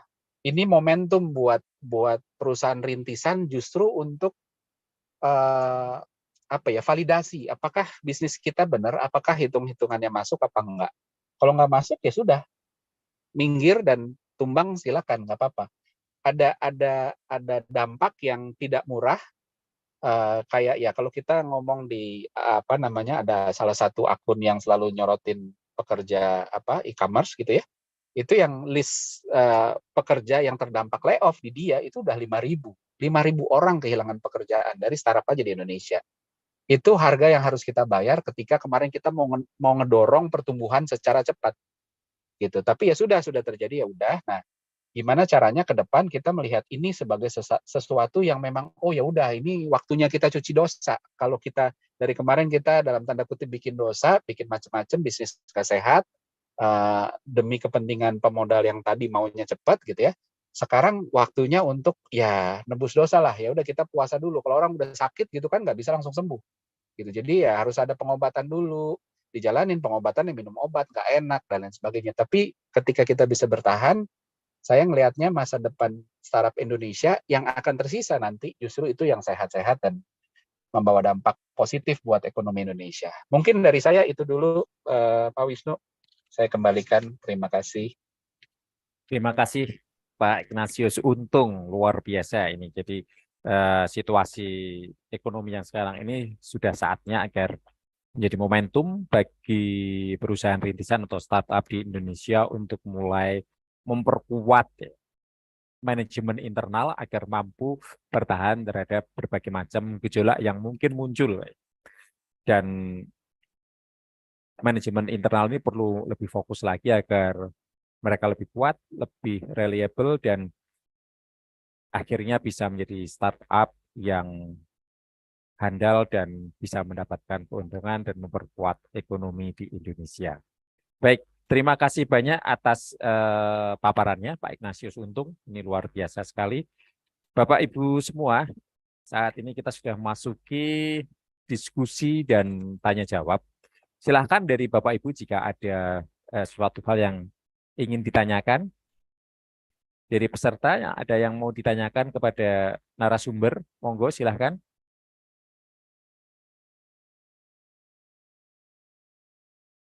Pertanyaan bisa dilakukan di chat atau langsung disampaikan melalui Zoom atau bagi peserta yang ada di ruangan.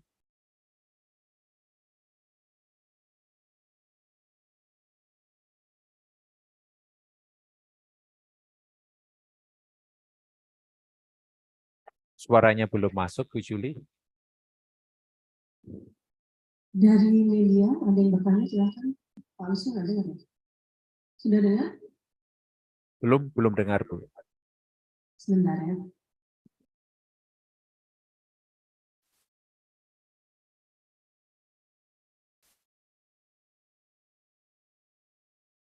Tes, Pak Wisnu. Ya, sudah? Silahkan, sudah dengar, Bu. Silahkan dari media, dari validnya sudah tahu ya? Oke, silahkan, Mbak.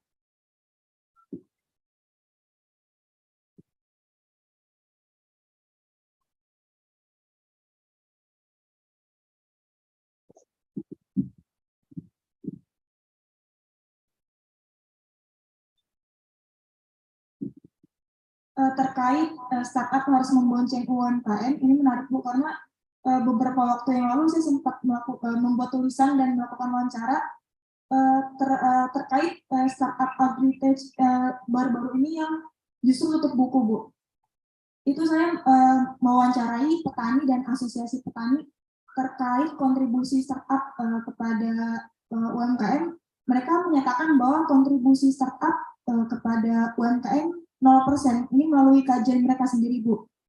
Saya mau meminta pendapatnya soal hal itu karena kalau saya ambil kutipan dari narsum saya itu, waktu itu dia bilang otak startup ini nggak jauh dari bisnis atau keuntungan, sehingga embel-embel ingin memajukan petani atau dalam hal ini tengkulak kecil yang disebut UMKM itu hanya kedok belakang. Terima kasih, Bu. Minta pendapatnya terkait itu.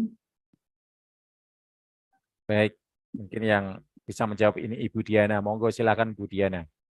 Baik, terima kasih Mbak untuk pertanyaannya. Jadi begini, saya kira ketika saya mengatakan bahwa harus ada gerakan bagaimana perkembangan startup digital ini bisa mengoptimalkan sesuatu pada UMKM kita yang jumlahnya besar.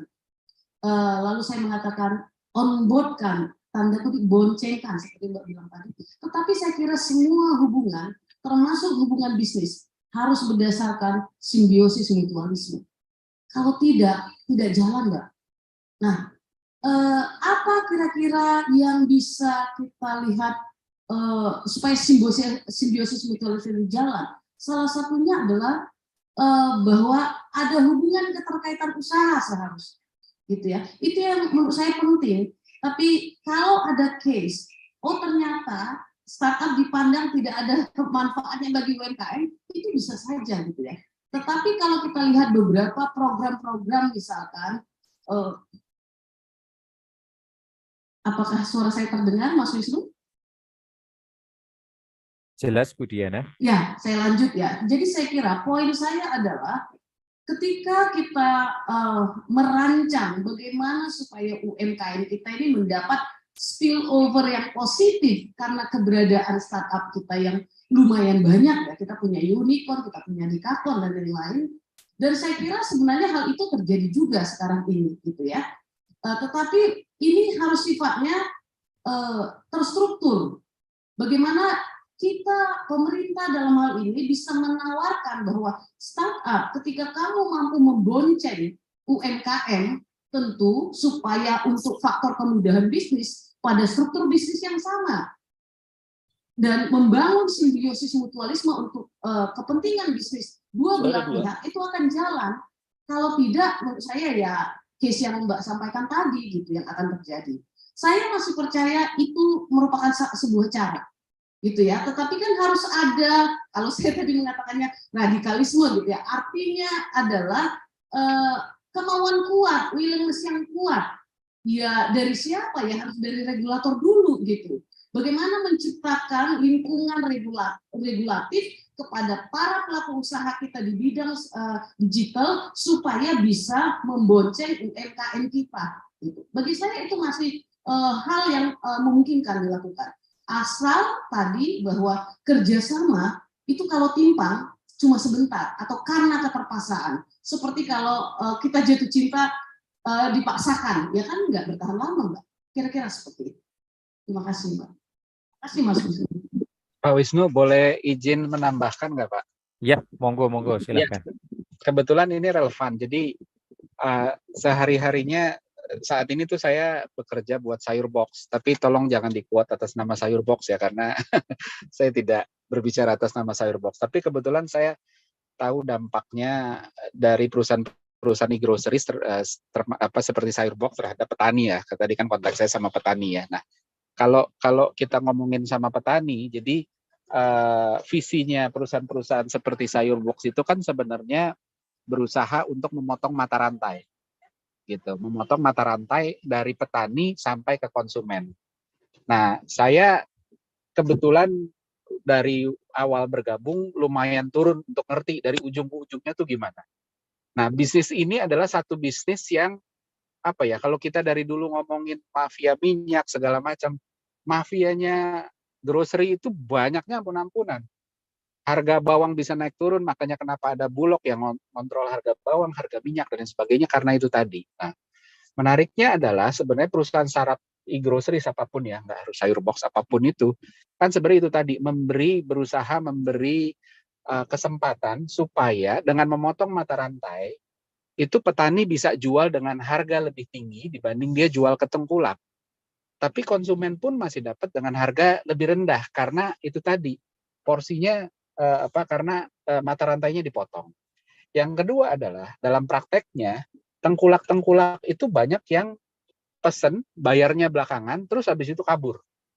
Nah, perusahaan-perusahaan startup ini yang masuk ke sana itu kasih jaminan. Bahkan kita kasih edukasi tentang periode-periode apa dengan kekuatan data karena kita sudah punya, kita mencatat behavior-nya konsumen, apa yang dia beli dan lain sebagainya. Kita bisa kasih advice ke mereka, kalau musim-musim begini, ini barang ini yang kamu harus banyak tanam sehingga kamu bisa maksimalin penghasilannya. Ada bulan-bulan tertentu yang barang ini nggak usah ditanam banyak-banyak karena demand-nya nggak tinggi. Jadi banyak hal kayak gitu, termasuk perusahaan-perusahaan perikanan dan lain sebagainya itu juga banyak banget bantu ke sana gitu. Tapi memang yang harus dipegang adalah perusahaan startup digital itu membuka akses, itu fungsinya dan memberikan info insight ya. Tapi apakah ada UMKM yang justru hidupnya lebih susah setelah ada digital? Ada. Kenapa? Itu adalah mereka yang yang memang kualitasnya nggak bagus. Karena startup teknologi ini kan sebenarnya ngebuka akses ke market yang lebih luas. Jadi satu hal yang sering salah framingnya adalah kalau kita bilang bahwa ini e-commerce ini akan bikin bisnis kamu lebih bagus. Belum tentu bisa lebih bagus, bisa juga lebih susah. Lebih susah kalau apa? Kalau produk kita nggak kompetitif. Karena yang dapat akses ke pasar itu bukan cuma pedagang, pembeli pun juga. Orang yang tadinya beli ke kita yang barangnya nggak bagus-bagus amat, tapi karena nggak punya pilihan, dia sekarang punya pilihan untuk beli dari pedagang yang lebih bagus. Jadi kalau kualitasnya nggak bagus, e-commerce ini justru akan membunuh. Ironisnya begitu ya. Tapi ya balik lagi, model apapun, balik lagi kalau kualitas produk layanannya nggak bagus ya pada akhirnya akan mati. Mungkin itu yang bisa saya tambahkan. Terima kasih. Terima kasih Mas Ignatius Untung dan Bu Dianya yang sudah memberikan gambaran bagaimana startup itu bekerja dan memberikan gambaran yang lebih jelas tentang bagaimana kontribusi dari startup itu terhadap petani ya di sini dari Mas Ignatius Untung. Baik, berikutnya apakah ada yang akan menambahkan atau ada pertanyaan lagi? Silahkan, monggo.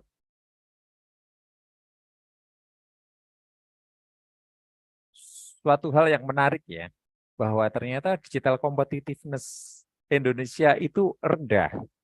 Apakah mungkin bisa disampaikan Bu Diana, indeks digital competitiveness ini meliputi apa saja ya? Mengapa kita rendah sehingga nanti kita bisa tahu langkah-langkah apa kira-kira yang bisa kita lakukan untuk meningkatkan digital competitiveness? Ya mungkin sedikit menambahkan saja Mas Wisnu, kalau kita melihat apa pilar-pilar digital competitiveness index itu sebenarnya bisa kita kelompokkan menjadi dua. Daya saing infrastruktur fisik termasuk yang saya sebut sebagai digital, kemudian daya saing human capitalnya. Kemudian ada pilar-pilarnya itu sampai 9 poin, lalu kemudian ini di-assess seperti itu, lalu akan terlihat secara daya saing negara yang satu dengan negara yang lain seperti apa peringkatnya. Tetapi kalau kita kelompokkan dua hal itu, infrastruktur, kemudian sumber daya manusianya. Nah, tentu kalau kita lihat daya saing digital kita yang masih rendah di dua itu, artinya sebenarnya juga tercermin dari misalkan isu kita saat ini sama seperti yang ditekankan juga oleh Pak Dianta tadi ya, mengenai adanya tantangan dalam hal sosial media dan lain-lain, itu juga tercermin dari daya saing digital kita dari sisi sumber daya manusia, karena skill dan literasi digital kita juga masih perlu tetap menjadi poin penting seperti itu ya. Saya kira ada banyak upaya-upaya yang dilakukan untuk memperbaiki skill di bidang digital kita, literasi digital, dan itulah yang salah satu tentunya karena begini, market kita itu cukup besar, sumber daya manusia kita juga potensial seperti itu ya, tetapi masih banyak kelompok dari masyarakat kita dalam hal penggunaan sosial media di tengah-tengah penetrasi internet yang cukup cepat di negara kita, cukup masif, tetapi kita lihat sebenarnya memang masih banyak masyarakat, kelompok masyarakat yang belum mampu memanfaatkan akses terhadap sarana digital ini untuk kepentingan-kepentingan yang lebih baik, terutama untuk kepentingan ekonomi. Meskipun kita lihat paling tidak di sekitar kita gitu, ada banyak upaya yang dilakukan oleh individu-individu, ibu rumah tangga, supaya melakukan bisnis online misalkan, tetapi sifatnya coba-coba. Karena apa? Literasi digital yang belum terlalu baik di bidang itu. Tentu yang terjadi adalah ya siapa yang siap itu yang akan bertahan, kalau tidak ya tergerus mengikuti waktu. Saya kira sih seperti itu Mas Rian. Mungkin Mas Wisnu, mungkin Pak Rian menambah. Monggo Pak Rian, silakan Pak Rian. Iya, makasih. Jadi kalau ada dua perspektif kalau kita bicara competitiveness. Satu yang sifatnya lebih ke birokratik formality, yaitu kita kenal dengan istilah ease of doing business, ya, itu lebih banyak urusan administratif, termasuk ada juga infrastruktur. Tapi kalau yang digital competitiveness ini memang lebih banyak ke view-nya ke mengenai IT-nya. Tapi kita harus pahami memang populasi kita yang 273 juta itu besar. Kita adalah populasi keempat terbesar di dunia. Yang kedua, posisi geografis kita itu memang sangat apa ya? Kita itu negara kepulauan, ya kepulauan 17.000 lebih pulau, di mana terjadi diferensiasi tingkat literasi, knowledge yang sangat ekstrim. Di Jakarta kita mungkin sudah mengenal apa namanya teknologi generasi 5 mungkin, tapi mohon maaf mungkin di luar Jawa yang daerah-daerah yang sulit dijangkau mungkin barangkali G2, G3, generasi 23.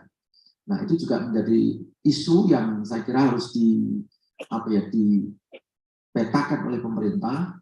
Mungkin ini adalah domainnya Kementerian Kominfo ya untuk bagaimana memeratakan tadi tingkat knowledge daripada masyarakat Indonesia, kemudian penyebarluasan atau pemerataan dari sisi accessibility untuk masyarakat Indonesia itu bisa mengutilisasi atau mengakses perangkat-perangkat IT itu yang lebih modern. Berikutnya, nah mungkin ini agak sedikit ekstrim saya ingin mengatakan. Saya membayangkan kenapa kok tingkat literasi masyarakat Indonesia terkait katakanlah dengan melek keuangan digital misalnya, kebetulan background saya perbankan, mungkin ada values yang secara sosiokultural itu sulit untuk lepas dari kita.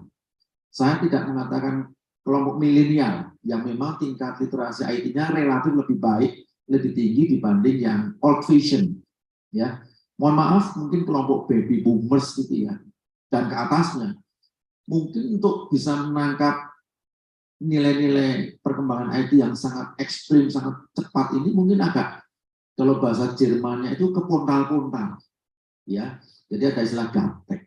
Nah, itu satu hal. Yang kedua, memang sosiokultural kita itu orang itu condong kalau nggak ketemu temen itu susah, ya. Jadi terpaksa dia itu, maaf kata, agak mengingkari zamannya. Mau beli sesuatu, wah kalau nggak ke kantor bank, sayang. Kalau nggak ketemu teller, kok rugi. Padahal kita bisa pakai internet banking, kita bisa pakai mobile banking dan sebagainya. Jadi bagi apa ya warga negara kita, masyarakat kita yang banyak memiliki kelonggaran waktu, itu mau kemana Pak? Mau kantor cabang. Ya, mereka enjoy karena apa? Dengan kelonggaran waktu itu mereka datang ke branch, kantor cabang, bertransaksi, habis itu pulang. Dan itu bagi kelompok orang ini itu sesuatu yang punya nilai, ya. Ada nilai-nilai sosial yang mereka tidak lepas. Mungkin bagi generasi muda, ya kelompok milenial, ngapain harus datang ke kantor cabang? Kan cukup tinggal klik dengan smartphone-nya beres gitu. Nah, catatan ketiga Mas Wisnu, tapi saya meyakini cepat atau lambat, Bu Giana, tingkat literasi digital kita akan segera naik. Karena apa? Kita punya dividen demografi, ya. Kita punya bonus demografi di mana anak muda ini yang populasi secara persentasenya itu besar terhadap populasi kita, itu akan ngisi ruang-ruang itu sampai dengan setidak-tidaknya, kalau saya nggak salah ingat, 2030-2035. Nah, ini kelompok anak-anak milenial ini yang mungkin generasi di atas generasi Z ya barangkali, atau generasi Alpha istilahnya, itu nanti akan cepat sekali apa namanya editif ya, sangat editif dengan ini, sesuatu yang berbau teknologi modern. Jadi mereka sangat tidak alergi, malah mereka sangat apa ya, love it gitu, sangat menyukai perangkat-perangkat ini. Tentu ada sisi sosial yang harus kita manage dengan baik. Karena apa? Ini saya, mohon maaf, saya orang Jawa kadang-kadang kalau komunikasi dengan anak itu, saya di lantai 2, anak saya di lantai 1, ayah sedang apa? Pakai WA, padahal kami satu rumah. Jadi home itu udah kayak hotel, sama-sama hal. Nah itu nggak boleh. Jadi nilai-nilai sosial kultural etik di timur juga tidak boleh tererosi, tereduksi hanya karena kemajuan teknologi. Itu view saya Mas Wisnu. Tapi hopefully saya yakin, Diana, tingkat melek teknologi apa itu digital keuangan, digital ekonomi kita going forward akan akan cepat naik. Apalagi Seingat saya pemerintah juga udah punya semacam roadmap, ya, peta jalan bagaimana mengembangkan digital ekonomi, bla bla bla. Itu Mas Wisnu, terima kasih. Baik, terima kasih banyak Pak Rian ini. Luar biasa ini, tidak terasa kita sudah sampai jam 3. Saya mohon izin untuk meresumekan beberapa hal di sini bahwa apa yang disampaikan oleh Mas Rian Kiryanto tadi memang benar bahwa human interaction ini adalah basic need. Ya sama mirip dengan makanan dan minuman gitu. Itu basic need. Itu dikatakan oleh salah satu peneliti dari Massachusetts Institute of Technology yang mampu membuktikan bahwa social interaction ini adalah basic need bagi manusia gitu. Jadi kita ternyata tidak bisa hidup sendiri dan terpisah dengan yang lain, apalagi bagi kita yang memang hidup dalam budaya komunitas, budaya senang berkumpul. Jadi ini bisa menjawab tentang berbagai macam persoalan, salah satunya seperti yang tadi disampaikan bahwa sekarang mal-mal mulai penuh, jalanan mulai penuh, dan kita sudah mulai menerima tamu, makan bersama, dan berinteraksi, bahkan kampus pun sekarang sudah mulai ramai, karena memang ternyata social interaction ini adalah suatu hal yang diperlukan oleh manusia. Baik, Bapak Ibu semuanya, izinkan saya untuk memberikan merangkum beberapa hal yang bisa kita pelajari dalam diskusi kita kali ini. Yang pertama adalah bahwa kita memiliki ekosistem startup yang sudah mulai berkembang cukup baik, dan ini bisa ditunjukkan oleh persentase startup yang sukses itu sebenarnya meningkat di Indonesia. Berita-berita di sosial media mengenai PHK dan juga layoff dari startup ini kadang-kala disampaikan terlalu bombastis sehingga sifatnya sangat hiperbolik dan memiliki dampak yang sangat besar terhadap masyarakat. Tetapi kita tetap optimis bahwa startup ini akan mampu berkembang lebih besar dan lebih kuat lagi. Apalagi di Indonesia, startup ini diperlukan untuk memperkuat UMKM, di mana UMKM ini adalah salah satu pilar ekonomi dari Indonesia yang sudah terbukti cukup tahan banting melewati berbagai macam goncangan yang terjadi. Selain itu, kita bisa melihat bahwa investor mulai melihat pentingnya Web3 dan perkembangannya di Indonesia yang dianggap itu adalah salah satu yang cukup potensial karena kita memiliki pasar yang cukup besar di Indonesia.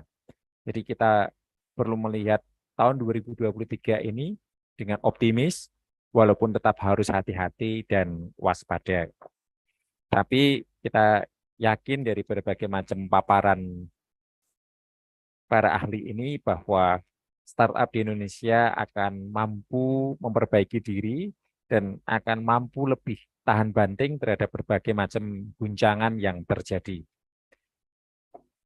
Ini beberapa hal yang berhasil saya rangkum. Mohon maaf kalau ada kekurangan berbagai macam poin yang beberapa lembar ini cukup banyak catatan yang saya catat, tetapi hanya beberapa yang mampu saya rangkum. Tentu saja masih banyak hal lain yang kita ingin diskusikan dalam kesempatan kali ini, tapi karena waktu yang sudah menunjukkan pukul 15 lebih 9 menit, jadi saya lebih dari 9 menit ini dari rencana yang sudah direncanakan. Ya, gitu. Baik, terima kasih banyak Bapak Ibu semua sudah hadir secara online maupun offline dalam diskusi kita kali ini tentang startup di Indonesia. Untuk itu, karena waktu sudah menunjukkan pukul 15 lebih 10, waktu saya kembalikan kepada Ibu Julie. Monggo silahkan Ibu Julie.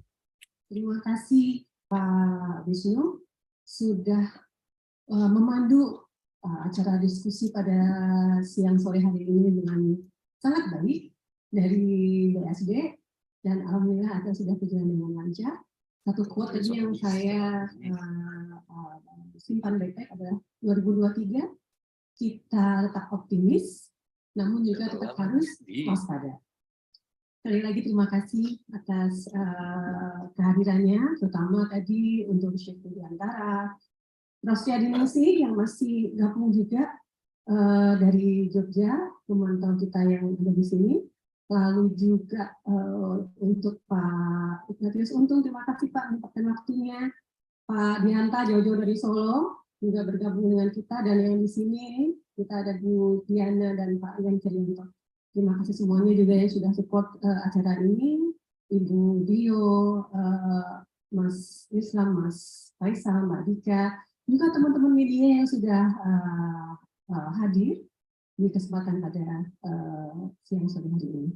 Terima kasih, semoga bermanfaat, dan nanti kita mencoba lagi di acara selanjutnya. Assalamualaikum warahmatullahi wabarakatuh. Salam sehat. Sehat semuanya. Terima kasih, salam sehat semuanya Bapak Ibu.